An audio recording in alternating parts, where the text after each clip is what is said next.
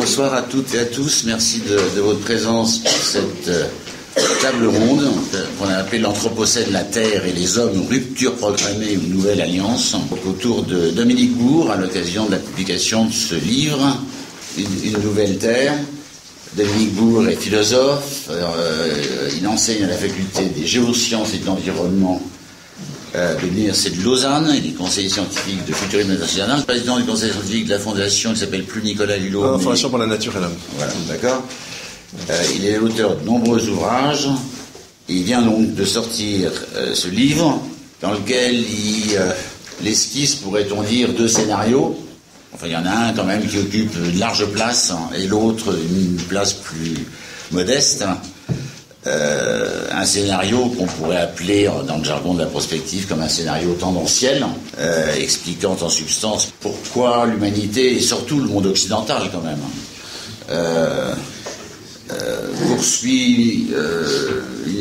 est animé par une volonté de puissance et une idée de progrès qui est totalement destructrice de la planète, qui est la condition même de sa survie. Donc nous allons dans le mur si on continue comme ça. Mais que ceci n'est pas complètement inéluctable, à condition que ceux qui sont autour de la table, à commencer par eux, se réveillent, prennent conscience des enjeux et s'activent. À toi, Dominique. Dit comme ça, vous avez une sacrée responsabilité. Bon, merci Hugues déjà de ton invitation. Merci, mesdames, messieurs, d'être là ce soir. Alors, en fait, ce que j'ai essayé dans ce livre, c'est de construire, enfin, une philosophie d'anthropocène, c'est sans doute très ambitieux, mais au moins une matrice interprétative par rapport aux grands enjeux de l'anthropocène et qui viserait à se donner les catégories de pensée pour dépasser. Alors, un premier dualisme, et donc dépassement semble évident avec, je vais revenir à la question de l'anthropocène, c'est le dualisme homme-nature, puisque le propre de l'anthropocène, c'est que l'humanité soit devenue une force géologique, et donc les événements naturels aujourd'hui sont tout autant culturels que naturels en un certain sens, et donc là, on dépasse comme d'office ce dualisme, même le dualisme matière-pensée, et en le reliant justement à ces questions d'anthropocène. Alors, je ne vais pas en développer tous les aspects, mais je voudrais déjà commencer justement par, si vous voulez, cette question de l'anthropocène, ses interprétations possibles, etc.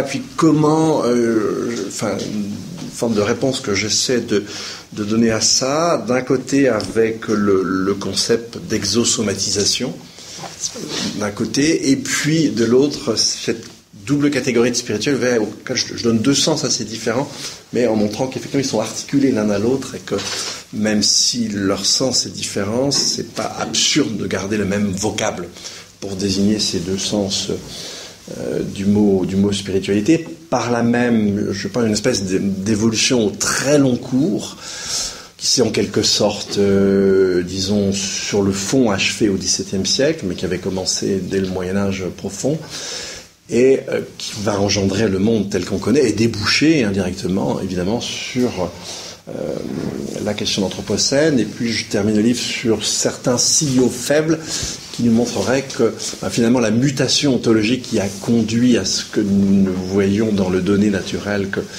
quelque chose qui ne vaut que pour autant qu'on est capable de l'exploiter et de le transformer, eh bien les signes que nous montrent que peut-être il y a une sorte de montée d'une relation différente, même en Occident, aux données naturelles aujourd'hui. Alors voilà, très rapidement pour brosser le paysage. Alors je reviens sur cette question d'anthropocène. Après, je reviendrai sur les problèmes d'interprétation, datation, mais façon comme ça un peu massive, on peut dire que l'anthropocène, c'est la conséquence de ce qu'on appelle le franchissement des limites planétaires. On dénomme 9 limites planétaires qui sont autant d'indicateurs du franchissement, enfin de l'évolution vers l'anthropocène, avec 4 limites que nous aurions déjà franchies, l'une du côté du vivant, je vais y revenir, l'autre du côté du climat et du cycle du carbone. L'une, c'est lié à nos activités agricoles avec l'explosion des cycles de l'azote et du phosphore, et puis une 4e limite liée à l'usage des sols. Et en fait, d'autres limites sont, on n'a pas, on peut pas quantifier un seuil qu'il serait dangereux de franchir. Et évidemment, ce qui caractérise le franchissement de ces limites planétaires, c'est qu'en fait, lorsqu'on les franchit, il n'y a rigoureusement aucun signal. Et les signaux de danger n'arrivent que très longtemps après, lorsqu'effectivement on a déjà instauré une forme d'état d'irréversibilité. Alors je vais aller très vite, si vous voulez, sur ce qui concerne... Alors, qui sont deux choses différentes. D'une part, l'évolution des populations vivantes, et dans un second temps, ce qui va concerner l'accélération du rythme d'érosion des espèces. Mais évidemment, si on fragilise les populations et si on fait s'effondrer leurs effectifs, au bout d'un moment, effectivement, les espèces vont avoir tendance à disparaître. Et puis, très rapidement, sur la question du climat. Alors, très vite sur la question des espèces, vous avez eu ces 2 dernières années une accumulation d'études dont les résultats sont assez clairs. Alors, d'une part, si l'on regarde les mammifères, par exemple sauvages, eh bien, entre 1970 et 2015, c'est 58% des populations qui ont disparu. Si on regarde le rythme d'érosion des espèces dans l'histoire de la Terre, alors on ne compte jamais évidemment tout ce qui est unicellulaire, on ne compte que les êtres complexes, et puis ça peut varier en fonction de la catégorie, mais en moyenne, dans l'histoire de la Terre, c'était 2 espèces sur 10 000 qui disparaissaient par siècle, et on serait à minima à 2 ans, 200 espèces sur 10 000 qui disparaissent par siècle, mais comme je vous l'ai dit, comme à la fois on a carrément, je reprends l'expression de certains chercheurs, un anéantissement de certaines populations, et bien évidemment on s'attend à ce que le rythme d'érosion disparaisse, et on est déjà dans une dynamique, on n'est pas encore dans une 6e extinction de masse, puisque pour ce faire, il faudrait qu'il y ait 75% des espèces qui aient disparu, mais on est déjà dans un phénomène, dans un tunnel qui nous oriente vers une extinction de masse à une rapidité qui n'a rien à voir avec les extinctions précédentes qui se jouaient sur des centaines de milliers d'années. On n'est pas du tout dans cet ordre de grandeur. Alors voilà, très rapidement pour le vivant, mais enfin j'ajoute, vous avez eu cette étude là en juillet dernier nous montrant que pourtant dans une région protégée d'Allemagne, eh bien c'était 75% en 27 ans des insectes volants, donc en termes de population, qui avaient disparu. Vous avez encore cette étude en France sur les espèces ordinaires, notamment sur les oiseaux, qui montre à quel point ces espèces voient leurs effectifs s'effondrer. Et très récemment, vous avez une étude qui nous montrait qu'on voyait un taux d'accélération du déplacement des espèces, cette fois-ci vers les cimes. Mais évidemment, une fois qu'elles ont atteint les cimes, eh bien après, il ne leur reste plus que la disparition comme horizon. Alors, ok, c'est apocalyptique, c'est pas très drôle, et effectivement, ça va affecter nos conditions d'habitabilité de la Terre. Imaginez autre chose, il faut quand même être relativement niais, d'autant que ça a déjà commencé. Je vais vous donner un chiffre juste après que je trouve très intéressant. Alors, je passe quand même à la question du climat. Vous savez, nous sommes déjà, par rapport à la fin du 19e siècle, à une élévation moyenne de la température d'1 degré 1/10. Mais imaginons que nous commencions tous à hiberner, ça c'est mon côté suisse, et qu'évidemment on n'émette plus rien d'ici à 2050, eh bien on serait très probablement, pour des raisons, d'une part parce que, comme vous le savez, un degré d'accumulation des gaz dans l'atmosphère ne déploie ses premiers effets que grosso modo 40 ans après. Donc le degré d'accumulation qu'on a atteint ici ne s'exprimera que dans 40 ans. Ça vous rajoute en gros à peu près 3/10, sans qu'on fasse rien. Si vous ajoutez à ça, alors difficile, contestable, difficile à calculer, mais si vous ajoutez à ça l'effet des aérosols, plutôt dans la partie sud, pas au sens profondément géographique, mais au sens politique du terme, va masquer une partie du rayonnement solaire. Ces aérosols vont retomber au sol, et en retombant au sol, s'il n'y en a pas d'autres qui les remplacent, eh bien on aurait un effet de réchauffement de 3/10. Donc là, on est déjà à 1,7. Et on n'a rien fait. Et comme effectivement, il y a déjà du côté du pergélisol des zones d'échappement non négligeables, soit de méthane, soit de dioxyde de carbone, on peut, je veux dire ça à la louche, on peut rajouter 1/10 ou 2/10, j'en sais rien, on n'arrive pas à le calculer de toute façon. Mais bon, voilà, sans rien faire, on sera déjà très proche des 2 degrés. Alors maintenant, imaginez qu'on va on sera à 2 degrés à la fin du siècle, c'était très très optimiste. Vous avez un groupe de chercheurs français, entre économistes et climatologues, avec notamment quelqu'un comme Le Treul, qui a réévalué les engagements des nations remis avant la COP 21, les fameux NDC. Très difficile de calculer ce que ça donne parce que certains engagements sont à l'horizon 2025, certains sont à l'horizon 2030, certains sont en absolu, d'autres sont en intensité carbone du point de PIB, etc. Donc il y a une fourchette d'incertitude énorme, mais on est en gros d'un peu moins de 2 degrés jusqu'à, si vous voulez, 5-8 degrés à la fin du siècle. Et on est sur une courbe qui continue toujours à être ascendante en termes de quantité d'émissions, et avec un espoir évidemment tout à fait nourri de redescendre de façon drastique à partir de 2030. On ne voit pas pourquoi ce qu'on n'a pas réussi à faire maintenant, on va le faire, alors qu'en fait la première partie du chemin est la plus facile. Donc sur la question du climat, on peut quand même être relativement inquiet de façon fondée.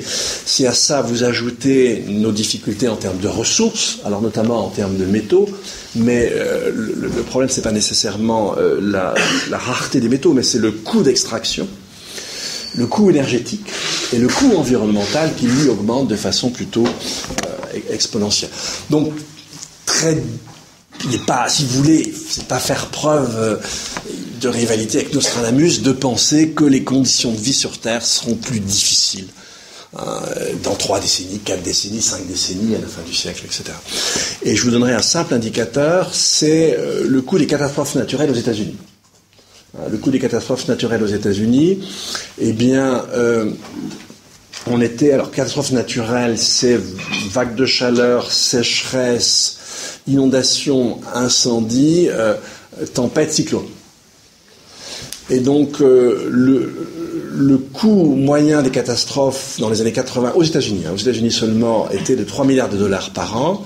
On passe à 20 milliards durant la première décennie du présent siècle.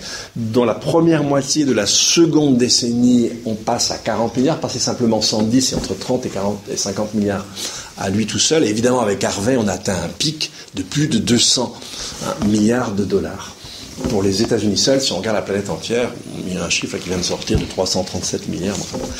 Alors, on est donc on voit bien qu'il y a une accélération des effets. Alors, en quoi les conditions sur Terre seront plus difficiles ? Tout simplement parce que la température moyenne y sera plus élevée, parce que le régime des pluies y sera changé, parce que le trait de côte, alors là c'est pareil, ça peut varier selon les modèles, va être amené à un reflux régulier sur des siècles et sur des millénaires, parce qu'on aura une biodiversité appauvrie, parce qu'on aura des ressources plus difficiles d'accès en termes de coûts énergétiques et de coûts environnementaux. Donc effectivement, il devrait plutôt être plus difficile de vivre, et penser simplement à la ville de Paris, qui est la vôtre, quand il fait 40 degrés. C'est pas tout à fait agréable.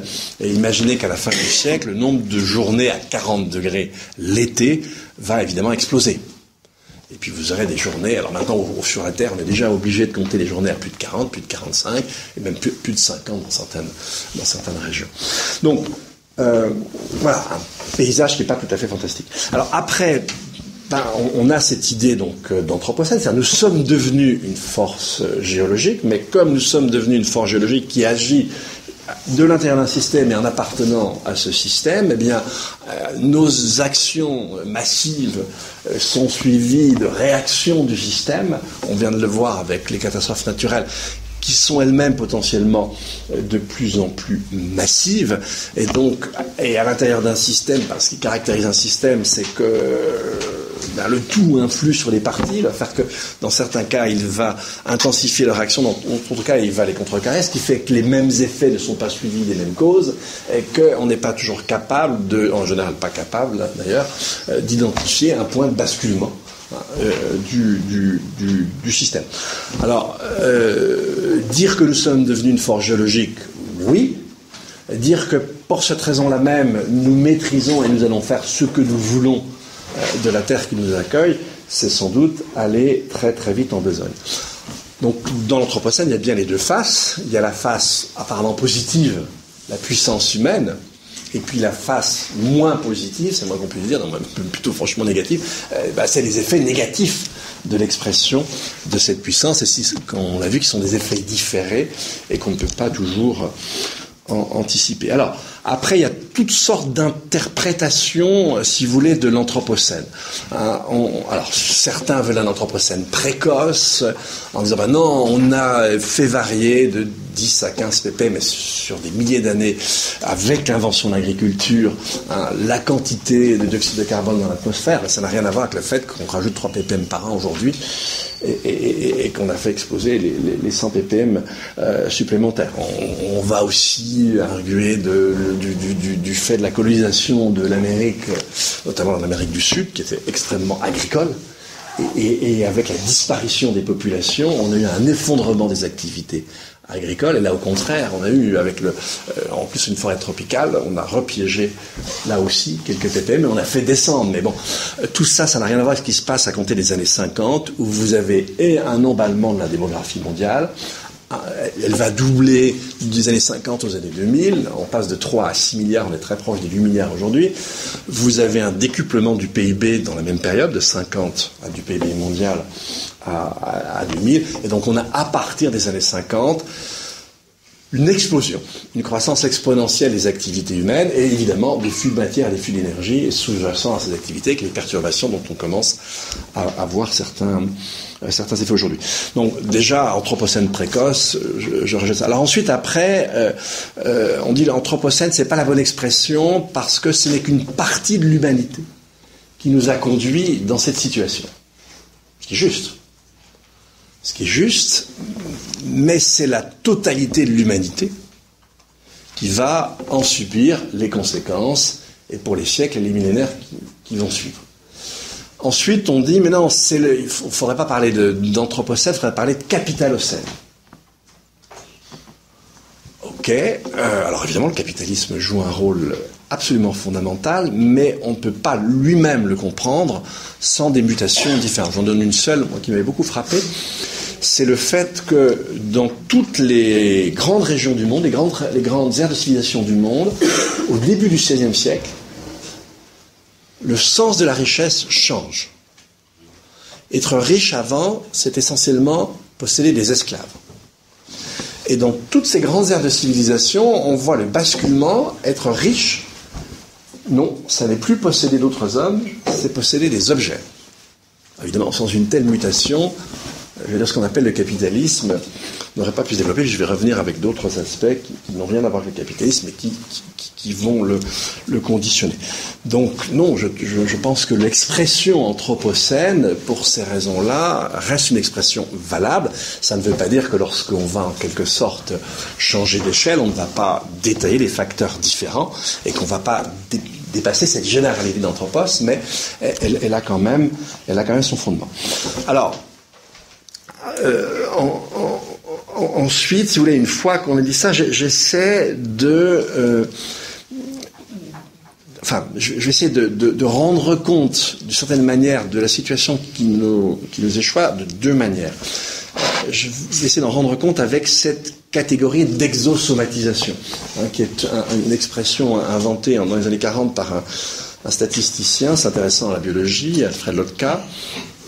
Simplement le fait que beaucoup d'espèces, dans leur propre développement, intègrent des éléments matériels de leur environnement et en font un élément fondamental de leur propre développement. Alors, en ce qui concerne l'espèce humaine, c'est vraiment quelque chose de beaucoup plus important et de beaucoup plus fondamental. Et je dirais qu'on peut distinguer deux veines différentes d'exosomatisation. On a ce qu'on pourrait appeler une exosomatisation cognitive. Je vais vous donner des exemples. et on a une exosomatisation cinétique, c'est-à-dire le fait que l'on est capable d'extérioriser les capacités de mouvement du corps humain, ça s'appelle une machine, et évidemment, on peut relier les deux, et ça s'appelle un automate. Et ça, l'espèce humaine l'a fait dans des proportions qui n'ont vraiment rien à voir, évidemment, avec ce qu'on va trouver avec les autres espèces. Et je vais pas vous donner un exemple d'exosomatisation, j'en donnerai d'autres après, mais que je tire d'un philosophe américain qui s'appelle David Abram. David Abram est à la fois un philosophe américain représentant de ce courant qu'on appelle l'écophénoménologie, très lié à l'œuvre de Merleau-Ponty. En même temps, il est prestidigitateur, c'est assez étonnant, et anthropologue, et très grand connaisseur, notamment de la Malaisie, et un peu chaman sur les bords. Et lui, il raconte cette histoire. Alors il la reprend d'un écrivain, j'ai oublié le nom de l'écrivain, mais je la trouve très très drôle. Ce qui caractérise de façon générale les peuples oraux, peu premiers, mais oraux, ils sont pas. Et c'est le fait que leur identité est absolument inséparable de leur milieu. C'est-à-dire pour ces peuples-là, être soi-même, c'est être la rivière, c'est être la colline, c'est être les plages, c'est être tel animal, etc. Et vous savez que alors en France, pour le coup, en Nouvelle-Calédonie, dans l'île Loyauté, les Kanaks ont réussi à faire reconnaître ce qu'ils appellent le principe d'unité, c'est-à-dire le fait qu'eux sont leur côte, leur rivière, leur palmier, leur colline, et qu'en aucun cas on ne peut y porter atteinte sans porter atteinte. Et même, vous avez la même chose dans les procès nord-américains où les Indiens vont dire, non, vous nous fichez une mine ici, mais du coup vous faites sauter notre colline sacrée, et ça c'est nous-mêmes, etc. Donc l'anecdote, c'est l'écrivain en question se retrouve dans un pick-up avec un aborigène, et il ne comprend pas ce qui lui arrive parce que l'aborigène se met à parler 8 fois plus vite que la normale. Non, parce qu'il lui raconte ce qu'il est. Et lui raconter ce qu'il est, c'est lui raconter tel monument sacré naturel, tel animal qu'on voit passer, tel lieu, etc. Mais comme il roule à 40 km/h dans son pick-up, il va effectivement très très vite. Alors, ce que dit Abraham, c'est que l'invention de l'alphabet, c'est un cas, alors lui il ne parle pas d'exosomatisation, mais je le réinterprète, c'est un cas d'exosomatisation fondamentalement important. Pourquoi ? Parce que l'écriture alphabétique, c'est une rupture. C'est une rupture dans l'histoire de l'esprit humain.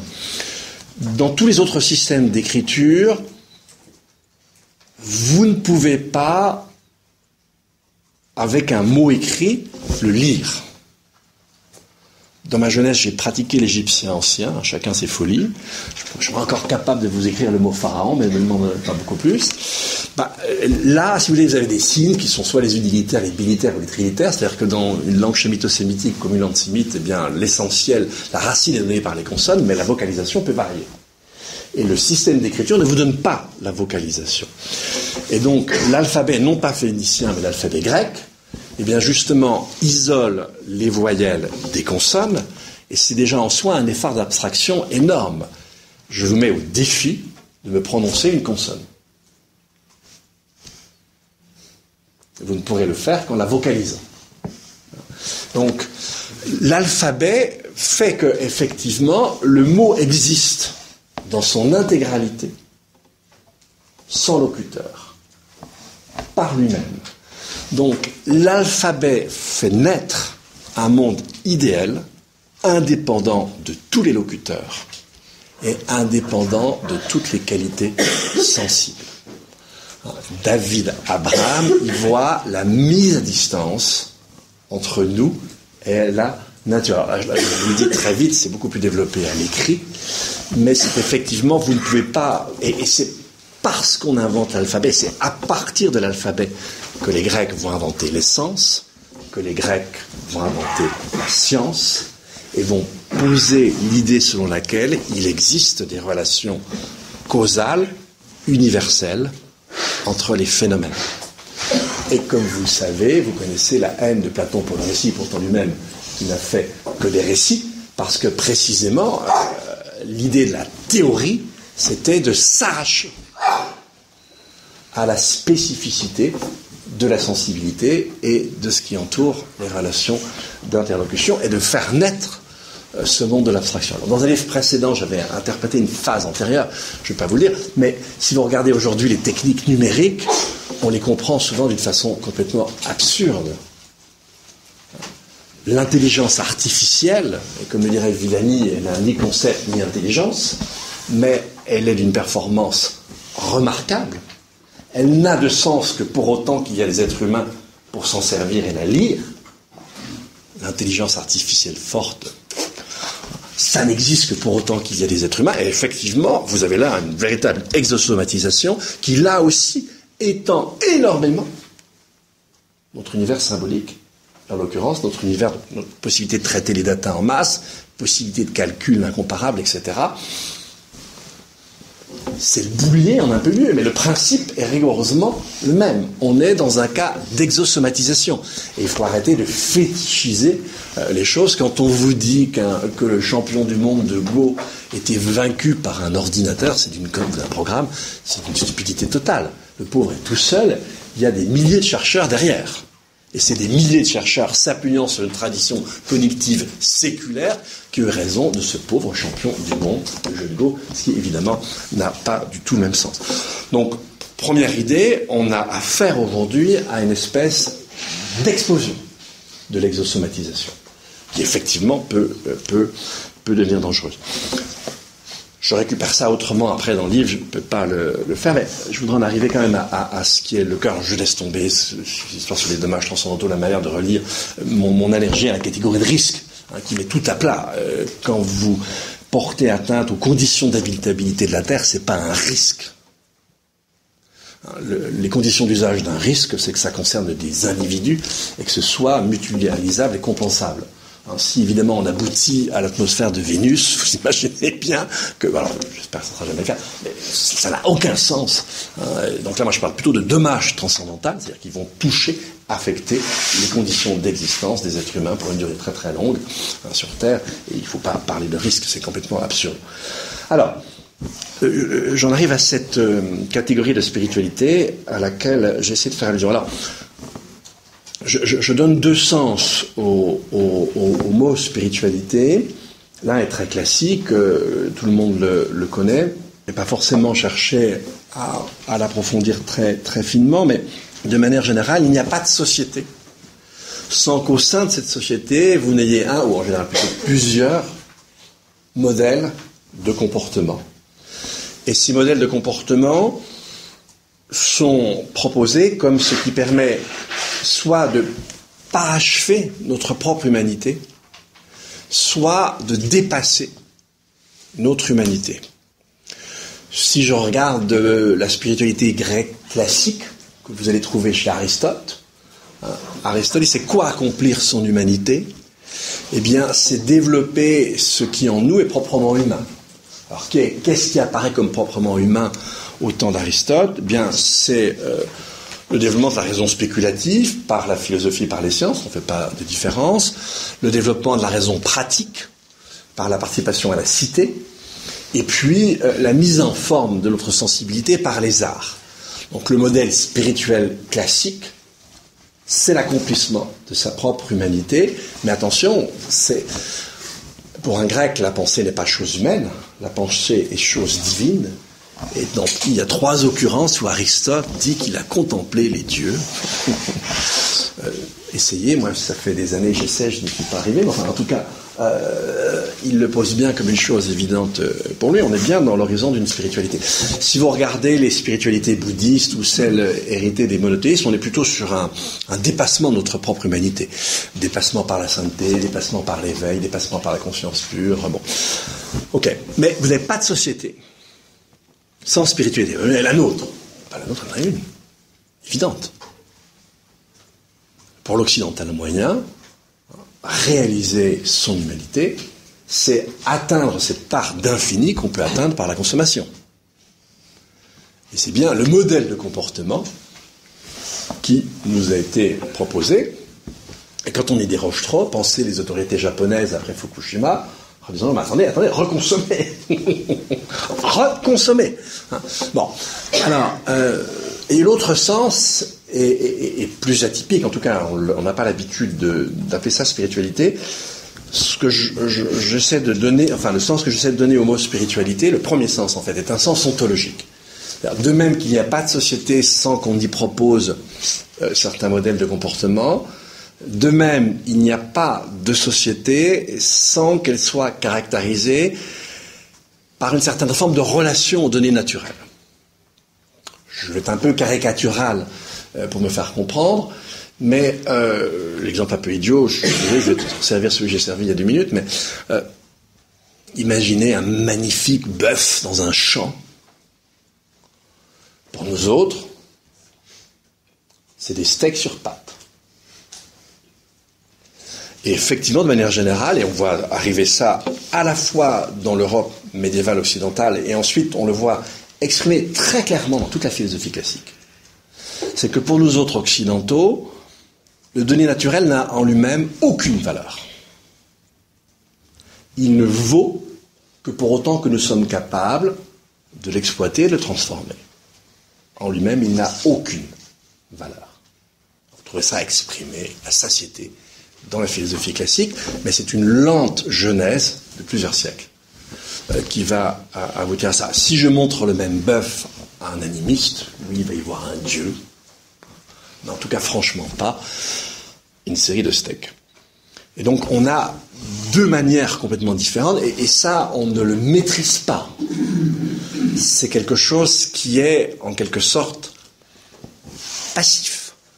C'est quelque chose qui s'est imposé à nous, alors en tout cas dans l'Europe latine médiévale, qui s'est imposé sur des siècles, sans qu'on le pense, sans qu'on le théorise, et on va commencer à le théoriser, à le penser de façon très explicite, à compter du XVIIe siècle, dans une ontologie construite, de façon très très claire.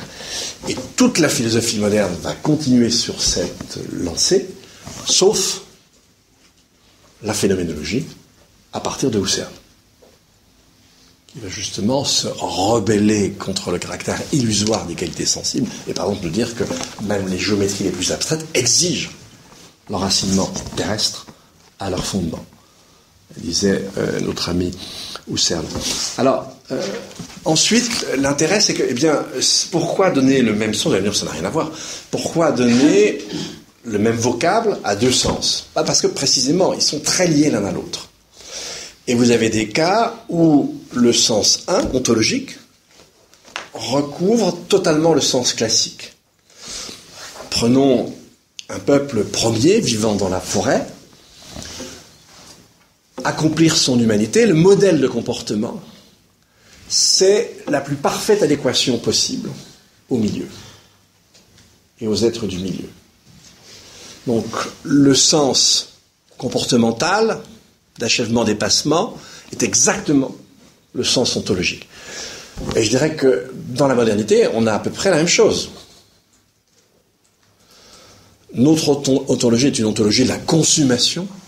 Et là, j'aime bien me référer au calcul de Gabriel Chardin, qui s'amusait à penser, imaginons alors une planète analogue à la nôtre, imaginons une horde humaine au départ, une horde analogue à une horde humaine, et puis on affecte le tout d'un taux de croissance de 2% par an.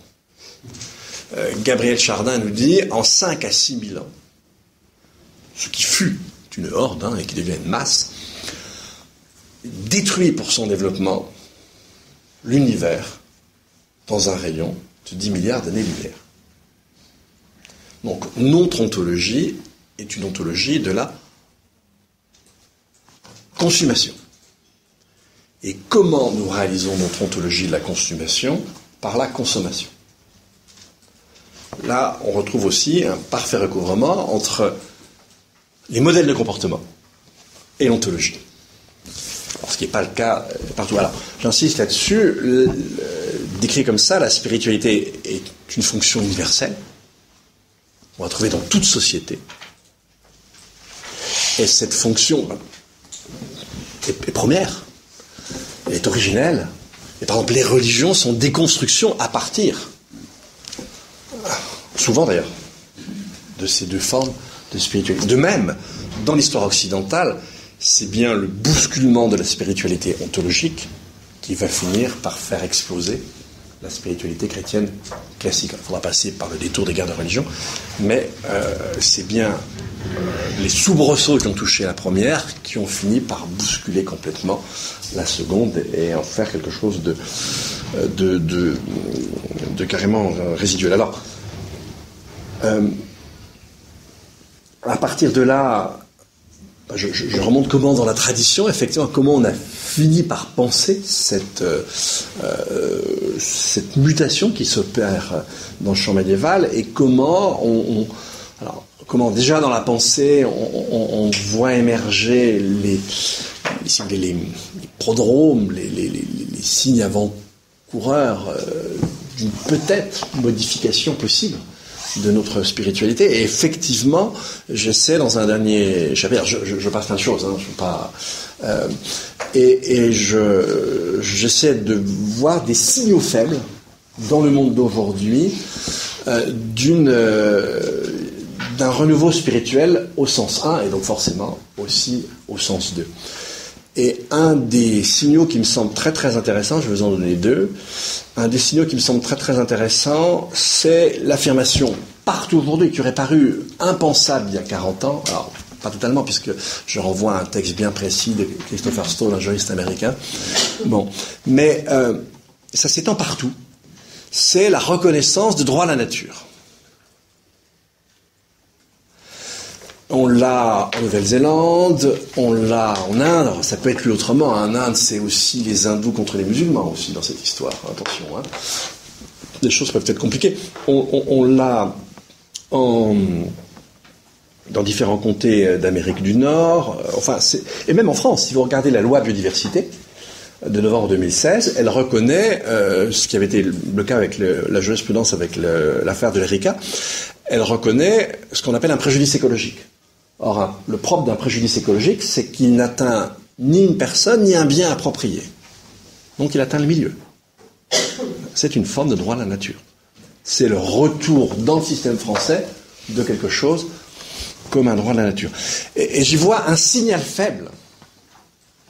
Alors j'en ai décrypté à l'époque médiévale, et puis là, j'essaie de trouver des analogues aujourd'hui de signaux faibles qui pourraient nous dire que peut-être, j'en sais rien, mais en tout cas, je fais ce pari, peut-être, il y a des points de levain qui pourraient faire que la pâte se lève. Et je dirais simplement, je regardais parce que j'avais une collègue qui était censée commenter ça, on l'a pas regardé, mais une émission par été qui était très célèbre ici, qui s'appelle Voyage en terre inconnue, ou je sais pas quoi, je connais ça, avec un dénommé Frédéric Lopez, et il y a 2 jours, ça se passait le film se passait dans les Cévennes. Et alors c'était tout à fait étonnant, parce que notamment il y avait un personnage qui... Poncévenol du coin, qui vit en pratiquant le canyoning. Mais il n'a jamais prononcé ce terme, et vous allez voir pourquoi. Parce que, en fait, sa relation à la rivière est exactement similaire à celle d'un peuple oral. La rivière, c'était vraiment son identité. Et on voyait bien chez les autres qu'il y avait quelque chose comme ça. Et donc, on voit bien qu'il y a une espèce de levain, de quelque chose qui est en train de bouger, qui est en train de changer. Alors, peut-être je délire totalement, c'est ce que sans doute certains vont me dire, mais si tel n'est pas le cas, oui, il y a peut-être la possibilité d'un monde différent, mais ça, c'est pas quelque chose qui se joue en 20 ou 30 ans, c'est quelque chose qui se joue sur des distances de temps extrêmement longues. Voilà, alors j'ai vraiment fait des petits, des petites sondes dans un livre qui est plus précis déjà, et où il y a beaucoup plus de choses, et articulé, ce qui est beaucoup plus difficile de faire. Et abondamment merci de votre attention. Pardon. Et abondamment documenté. Oui, abondamment documenté, oui.